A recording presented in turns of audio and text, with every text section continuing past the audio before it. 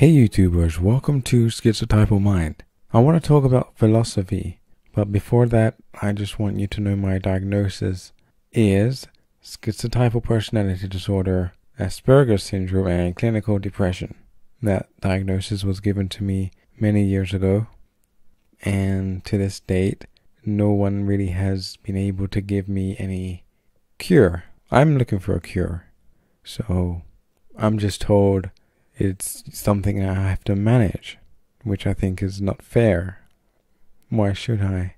Anyway, philosophy. A few weeks back, someone said to me, we were talking and she said, you should look into philosophy. And she gave me a name, which I can't remember, but I did look him up.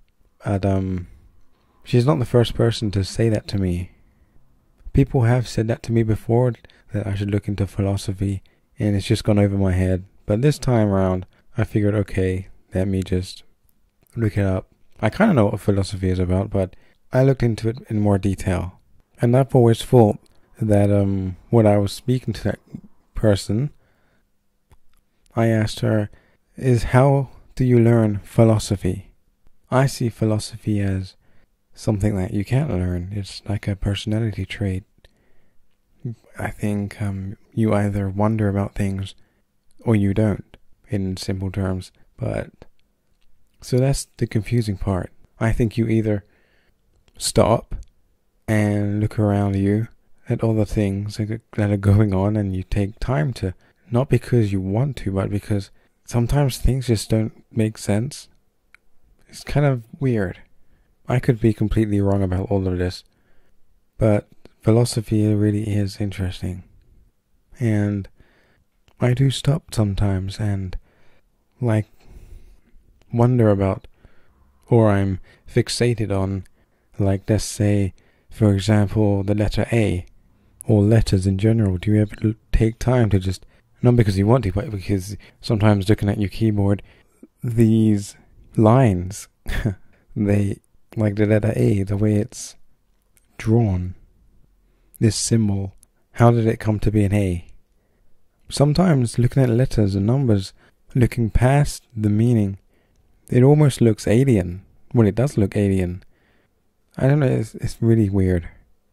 Just a load of symbols that we've given meaning to. But who decided this? Who was the first person to ever draw an A or a W and to name it W?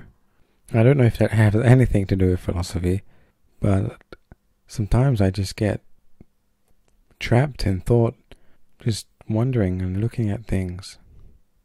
And I've done some videos in the past about good and evil, and wondering about what is good and what is evil, and having problems with that, and philosophy makes sense. I remember talking to the person that told me to look into philosophy about, we were talking about good and evil, and that's how it came up. You should look into philosophy, because I asked, we were talking about, I think, good and evil or something, and she said something was bad, and I said, is it bad, or is it just because we say it is? And who's right? And that's something I've always struggled with. What is good and evil? It's only good if we say it is. It's only bad if we say it is. But who decides this? And killing is, to most people, wrong. But it's wrong because we say it's wrong, or because they believe in something all-powerful, God, that said that killing is wrong. So if there was no God, nothing like that even existed, and religion did not exist, what would we see as good and evil? But if religion doesn't exist, to some people it doesn't, it's all just man-made. It's just we who decide. I have problems with understanding emotions and dealing with them, and I think it's because of my train of thought. It's no therapist that I've ever had has ever mentioned philosophy to me. I'm surprised by this, because it makes sense now. Some people just stop, and some people just see things and analyze things differently. Some people follow, some people don't. I mean, if you said to someone you just met, hey, doesn't the letter A look weird? They look at you like you're a freaking idiot. Or do letters look, if you say a word, this happened to me a few times, it's kind of weird, I keep saying that. A word like people, if you say that word many, many times over, it starts to become odd. Like, it stops having meaning, and it doesn't sound right anymore. It becomes just noise. And you just analyze that whole word, and am I saying it right anymore? It's interesting. So I may have learned something about myself, or maybe I haven't. And if you do have trouble with things, or you just analyze things more than others, does that make you less intelligent than most people who just go along with their lives without thinking about any of this and just going in one direction?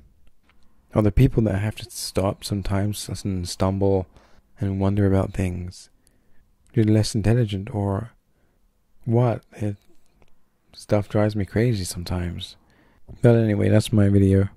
Thanks for listening. Peace.